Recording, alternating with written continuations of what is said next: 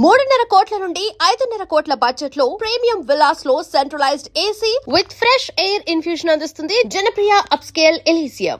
చేయాల్సి వచ్చింది. సో ఈ was literally dissolution with Congress. కానీ అప్పుడు కూడా వాళ్ళు అంగీకరించారు దట్ మన దేశంలో ఆ టైంలో ఉన్న ఒకటే పార్టీ అది, we have no other choice sir. కానీ సుభాష్ చంద్రబోస్కి చాలా మటుకు మిగతా ఐడియాస్ ఉండే అన్నమాట. ఫస్ట్ క్లాష్ వీళ్ళిద్దరు నడుమ ఇట్లా జరిగింది. సుభాష్ చంద్రబోస్ గాంధీతో పోరాడినప్పుడు నెహ్రూ సైడెడ్ విత్ సుభాష్తో పూర్ణ స్వరాజ్ నుంచి వచ్చిన తర్వాత కూడా. కాంగ్రెస్ వర్కింగ్ కమిటీలో 1928 కల్కటాలో కాన్ఫరెన్స్లో సుభాష్ చంద్రబోస్ని కాంగ్రెస్ వర్కింగ్ కమిటీ నుంచి తీసేశారు Gandhi. Congress working committee the most powerful body, ఇప్పుడు కూడా ఉంది వాళ్ళ దగ్గర. అదే ఇప్పుడు కూడా హిస్టరీ రిపీట్ అవుతుంది ఒక్కొక్కసారి. కొంతమందిని తీసేస్తారు, those are uncomfortable with the party leadership. Gandhi Subhash చంద్రబోస్ని కాంగ్రెస్ వర్కింగ్ కమిటీ నుంచి తీసేశారు. అది కూడా ఆయనకు చాలా అప్సెట్ అయింది. He was really upset. And of course ఆయన హెల్త్ అప్పుడు కూడా డిటోరేట్ అవుతుంది అన్నమాట చాలా మటుకు. అండ్ అక్కడి నుంచి he went to Kurseong in west బెంగాల్లో. It's like a small hill station లాగా చెప్పొచ్చు మీరు కావాలంటే. శరత్ చంద్రబోస్ ఇల్లు అక్కడ వెళ్ళి హౌస్ అరెస్ట్లో పెట్టారు బ్రిటిష్ వాళ్ళు. So he was there for a long time. So ఈ రిటర్న్ వచ్చిన దానికి తర్వాత కూడా చాలా ఇన్ని సంవత్సరాలు పనిచేసిన తర్వాత కూడా పార్టీలో ఒక పదవి రావట్లేదు, పార్టీ నన్ను పట్టించుకోవట్లేదు. ఇది he was upset with them. 1936లో ట్రీట్మెంట్కి వెళ్ళిన తర్వాత వియన్నా నుంచి came back to India. And కుర్సియాంగ్లో చెప్పాను చూడండి, he was with Sarat Chandra Bose there.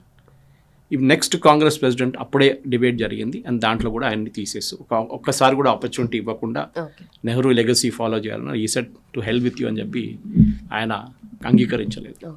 ఇట్లాంటి సుభాష్ చంద్రబోస్ గురించి చెప్పుకుంటూ వెళ్తే మేము చాలా ఉన్నాయి.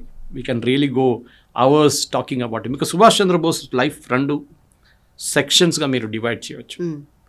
ఒకటి కటక్ నుంచి కల్కటా నుంచి భారతదేశంలో కాంగ్రెస్ వర్కింగ్ కమిటీ కాంగ్రెస్తో ఉన్నది. Before that Calcutta municipal corporation సీఈఓగా, ద యంగెస్ట్ సీఈఓగా.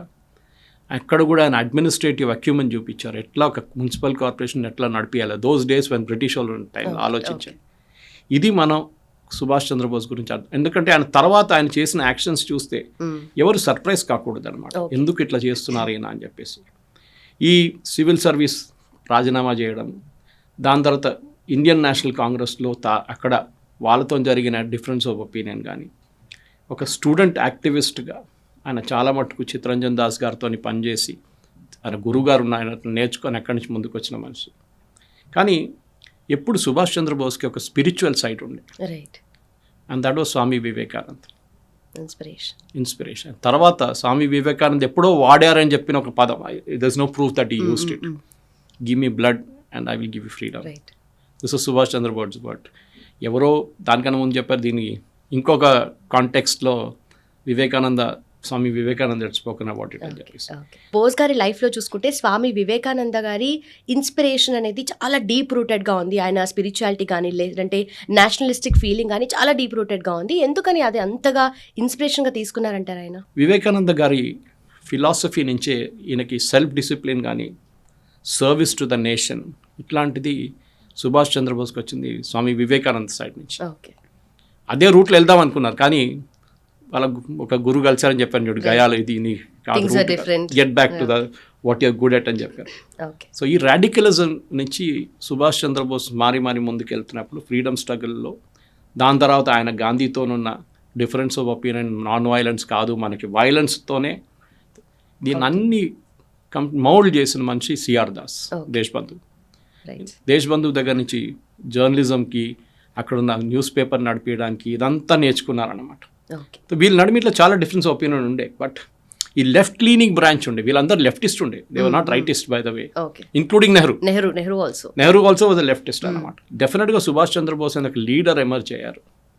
కానీ గాంధీ అండ్ కాంగ్రెస్ ఈకో సిస్టంలో సుభాష్ చంద్రబోస్ వ్యతిరేకత చాలా ఎక్కువ ఉంది. And that is what finally led to the break with Indian national Congress. And దాని తర్వాత it is history about what happen. ఆయన ఇంటర్నేషనల్ లెవెల్కి వెళ్ళిపోయారు. Exactly on that note, after అంటే ఇండియా నుండి వెళ్ళిన తర్వాత జర్మనీకి వెళ్ళడము అండ్ ఆ తర్వాత జపాన్ వాళ్ళతో కలవడము, ఇవన్నీ కూడా ఇట్స్ అ హిస్టరీ అండ్ అవన్నిటి గురించి క్లియర్గా మనం డిస్కస్ చేయాలి. అండ్ ఆల్సో ఆఫ్టర్ దట్ కూడా బోస్ గారు ఇంకా ఎలాంటి ఛాలెంజెస్ ఫేస్ చేశారు అవన్నీ కూడా we have to discuss further. And with this will close this session sir. Next Thank you very second much. పార్ట్లో will thank you so much sir.